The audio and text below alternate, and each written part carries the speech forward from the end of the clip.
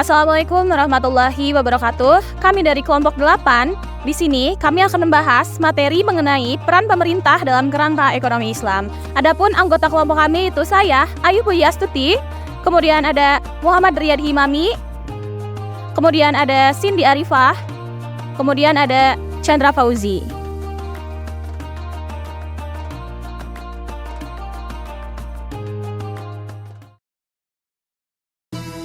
Pemerintah bukan hanya sebuah lembaga, melainkan pemerintah adalah khilafatullah yang bertugas untuk mencapai kesejahteraan masyarakat dalam mencapai palah dunia dan akhirat. Apa tanggung jawab pemerintah dalam mensejahterakan masyarakat dalam perspektif Islam? Maka dari itu, mari kita simak bersama-sama video ini.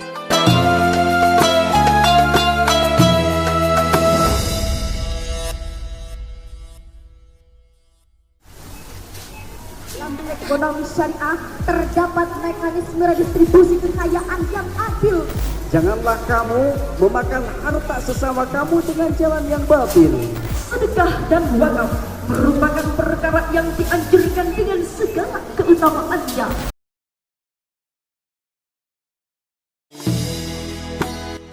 Pemerintah merupakan lembaga yang bertugas sebagai pengendali suatu negara. Dalam Islam, pemerintah dianggap sebagai agen khilafatullah yang bertugas untuk mensejahterakan masyarakatnya dalam menggapai falah dunia dan akhirat. Dalam Islam, pada dasarnya peranan pemerintah dalam perekonomian yang islami memiliki dasar rasionalitas yang kokoh. Dalam pandangan Islam, peranan pemerintah didasari oleh beberapa argumentasi. Yang pertama, derivasi dan konsep kekhalifahan. Yang kedua adalah konsekuensi adanya kewajiban-kewajiban kolektif, fardu kifayah, dan yang terakhir adanya kegagalan pasar dalam merealisasikan. Secara ruang lingkup sendiri, peranan pemerintah ini mencakup aspek yang luas, yaitu upaya mewujudkan tujuan ekonomi Islam secara keseluruhan dan upaya mewujudkan konsep pasar yang islami. Tujuan ekonomi Islam adalah mencapai falah yang direalisasikan melalui optimalisasi maslahat. Oleh karenanya, tujuan peran pemerintah adalah menciptakan kemaslahatan bagi seluruh masyarakat. Adapun instrumen yang ditetapkan pemerintah dalam menjalankan kerangka perekonomian Islam adalah instrumen kebijakan fiskal dan kebijakan moneter.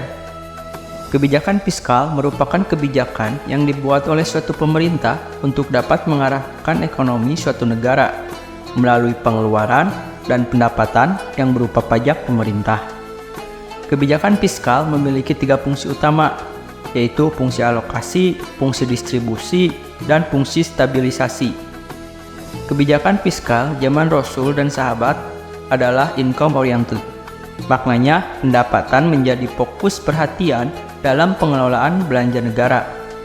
Selanjutnya, dari pendapatan yang diperoleh itu kemudian dialokasikan pada belanja yang sesuai dengan kebijakan alokasi anggaran yang ditetapkan. Sedangkan untuk tujuan kebijakan moneter adalah mendukung tercapainya sasaran ekonomi makro, yaitu pertumbuhan ekonomi yang tinggi, stabilitas harga, pemerataan pembangunan, dan keseimbangan neraca pembayaran.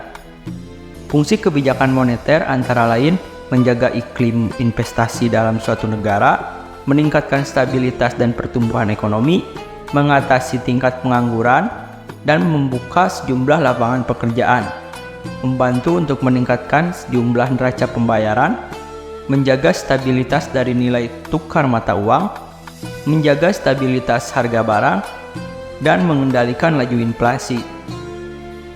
Sumber-sumber ekspansi moneter Islam yaitu pembiayaan defisit APBN, lalu ekspansi moneter karena fiat money creation via simpanan di perbankan.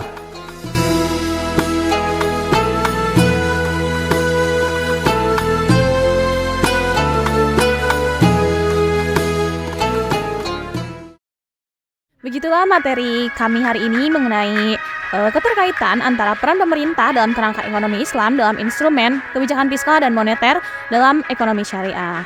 Begitulah mungkin. Assalamualaikum warahmatullahi wabarakatuh.